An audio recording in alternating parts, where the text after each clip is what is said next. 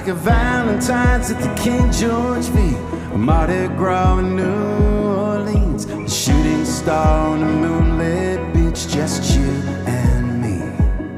And I could find myself down on one knee, laying my life at your feet, promising your heart to keep, just you and me.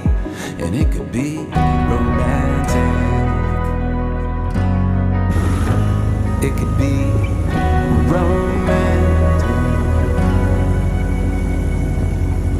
You were sparkling like a diamond ring, made me feel like I could do anything if I could be the one to take you home. But when you're top down right up here, the look in your eye made it very clear that I'd be walking alone. And it could be romantic, it could be romantic,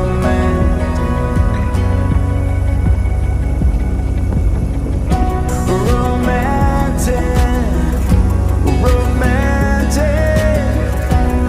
romantic, romantic. It could be, it could be, it could be romantic. Like a Saturday night sold out show, you were the midnight afterglow. I watched them turn the city lights down low. And it could be romantic,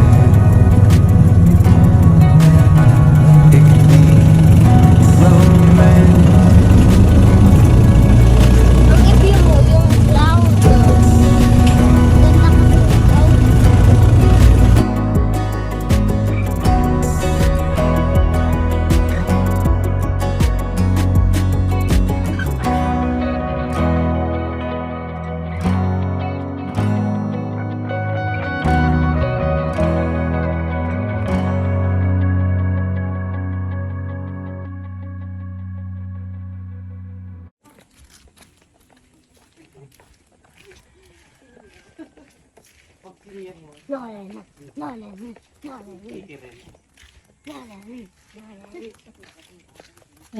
Hindi mag-aano kami ng kubo. Kubo? Opo.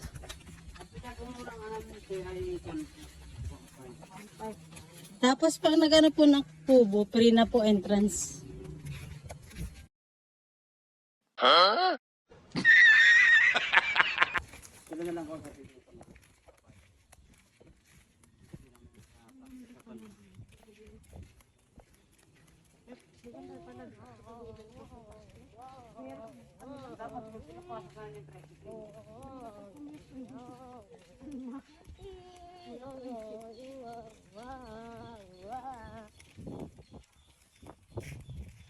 Ano, sand. No. Ito ang sand. Gusto ko na to eh. Ito, kaya ako buhay.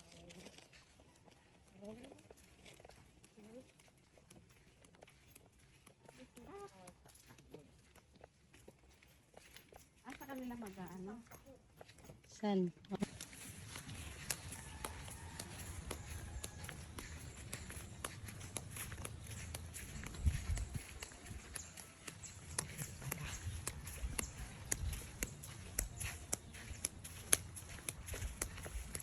Maganda rin oh.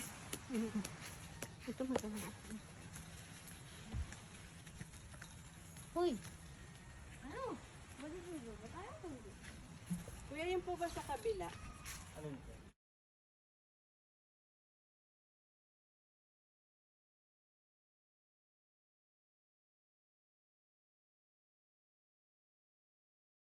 So, ito guys yung isang room nila. May aircon daw at saka may rep. At meron din siyang water dispenser na nagkakahalaga ng 2.7. So, katabi lang nitong tig 1.5, 2.7 yan. Ayan siya. Hanggang dun yata yung itong ano, itong mga room na may aircon. Kasi magkakatabi na siya eh. Ito. So, marami silang room. Tapos, yan yung beach pond. May mga manok. Tapos pupunta kayo sa kabila, nandun yung sa kabilang kwarto, which is the same lang ng nitong nitong Tigo 1.5 is yung 2,000. So medyo malaki lang yung hindi ko alam kung ilang tao yung kasya dun, pero later on itatanong natin. So yan yung 2,000, 2,700 tapos 2,000 tapos 1,500. So what's up guys, this is Nori and welcome to my first YouTube channel, which is Travel Chick. So nandito tayo ngayon sa Mauban, Quezon, and the name of the beach or the name of the resort is Sampitan Beach and Resort.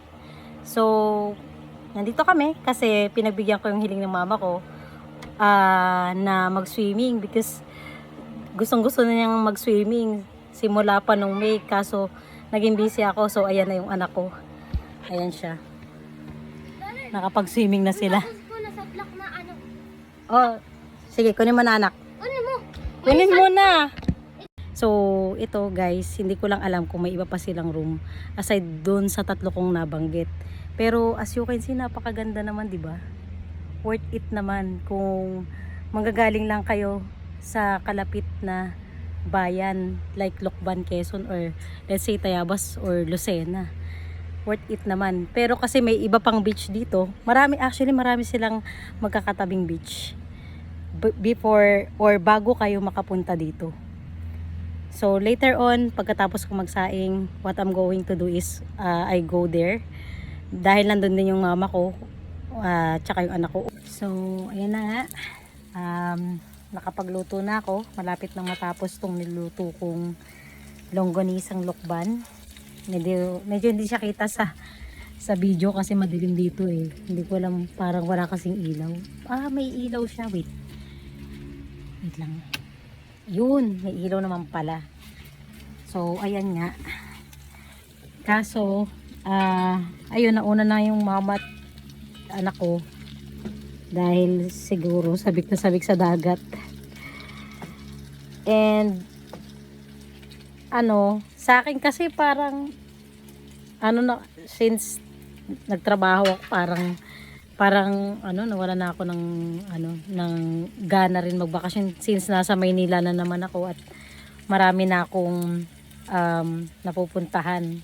So hindi na rin bago sa akin kung magpunta ako dito sa dagat.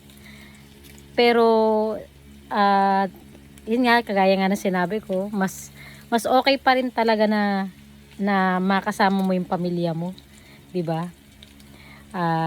At kaysa sa ibang tao, sila talaga yung makakapagpasaya sa iyo.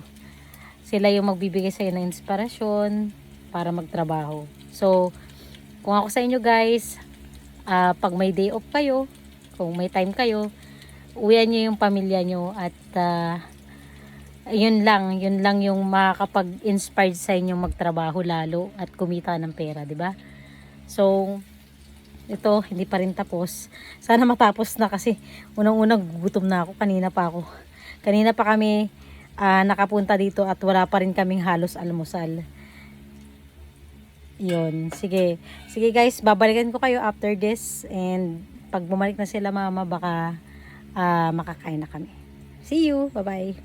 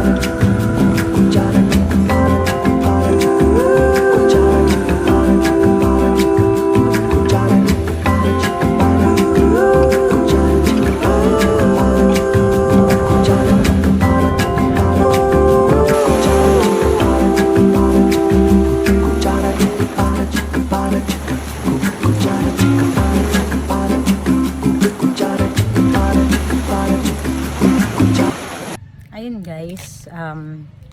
It's already 4 or 5. Yun nga pala. One thing dito sa beach na to is ano siya, 24 hours siyang may kuryente. So, hindi ka mag-worry na baka malobat ka or lamukin ka sa gabi kasi walang kuryente. They have 24 hours na access to electricity. So, ayun. Meron pa kaming another 12 hours na mag-stay. Baka bukas kami mag-check out. Tapos nag-iisip pa kami kung anong kakain namin mamayang gabi kasi nga this is only DIY. Hindi kami masyadong prepared nung nagpunta dito. Ura-urada lang kaming bumangon tapos chinek namin kung ano yung malapit na beach dun sa Lucban, Quezon. So ayun nga, ito yung nakita namin pinakamalapit. Tas mura pa yung ano niya, yan yung cottage niya, yung kwarto niya, 1.5 lang. So kita tayo mamaya, titingnan natin kung ano yung ulamin namin.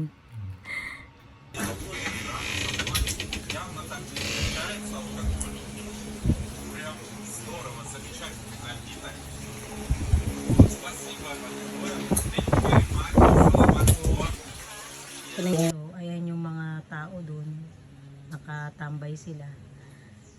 Ito yung mga sasakyan ganyan. Walang masyadong tao. Napaka peaceful. Ang kagandahan dito, may wifi at saka merong ibang amenities